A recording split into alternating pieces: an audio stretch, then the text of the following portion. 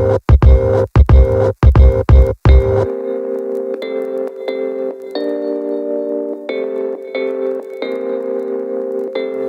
y'all, the Seasoned Marketer here with another Vino Viernes, where we discuss a current topic, issue, or event in the marketing world and try to decide if we want to raise a glass to it or pour one out for our homies. This week we're going to be discussing student loan debt and physicians. But before we jump right in, let's go ahead and take a look at our wine selection for this week. This week, I've selected Common Good Cabernet Sauvignon by Newman's Own. And the reason I selected Common Good, besides its rich and robust taste and slight hint of vanilla spice, is because of the recent announcement that New York University School of Medicine made that they will be doing away with tuition, regardless of financial need, for every one of their students, and that they were doing it for the common good of the healthcare profession. Now, if you're wondering why this is such a big deal, New York School of Medicine students pay a yearly tuition of about $55,000. If you're a student at the New York School of Medicine, it's like winning the golden ticket. You'll be graduating medical school debt-free. Now we can all drink to that. But what does free tuition have to do with the state of the healthcare profession? Let me see if I can break it down. Physicians in the United States attend medical school, at which point they have to decide which specialty they'll be entering. That could be family medicine, gastroenterology, urology, etc. You get the point. There is a shortage of physicians in all specialty areas. However, it is mostly felt and seen in the family medicine specialty. This is in large part because of a few factors. We have less physicians entering that particular specialty. We have a growing population, and people are living longer, which means they need more health care and more attention over their lifespan. The average medical school student starts practicing medicine with about an average of $190,000 in debt, which is just from student loans. Naturally, when you accrue that much debt, you have a tendency of wanting to go into specialty fields that compensate more, and that is not family medicine. For those of you that need a quick tutorial on how physicians are compensated, typically if a patient shows up at the office and let's say they have insurance, the physician gets paid by the insurance company for that particular service. Now, these are pre-negotiated rates, and every year or few years, the physician or the group that they're a part of or hospital system will go back and negotiate these rates with the insurance companies. Now, where this really makes a difference is if I'm a physician in a rural community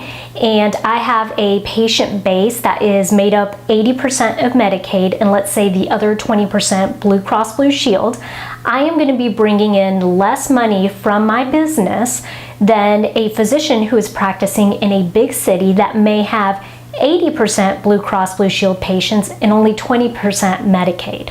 The reason NYU School of Medicine is eliminating tuition for all of their students is based on the thinking that high tuition fees is really what is deterring potential physicians from entering into communities that really need them, these rural communities, as well as into professions that really need them, as in family medicine. But is student debt and high tuition rates really to blame for the shortage? In my personal opinion, the issue is way deeper than just student loan debt and high tuition fees. Yes, absolutely, the high price tag can deter some people from serving their communities and becoming physicians. And it absolutely can sway which specialty they decide to go into. But what about these other factors?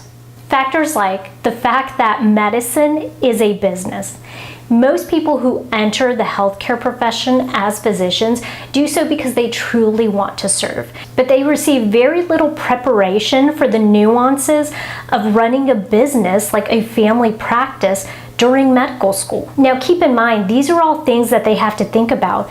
Personnel management, payer reimbursements, operations, liability coverages. And if you dig deep, you may find that because it's so unsustainable in the market today to run a independent practice, most of these family physicians are going into hospital systems, the same hospital systems that tie them to productivity reports. In other words, they tell them how many patients they should see a day in order to be a good physician. This may very well be why aspiring physicians are less attracted to family medicine. Paperwork. Now this one's a doozy.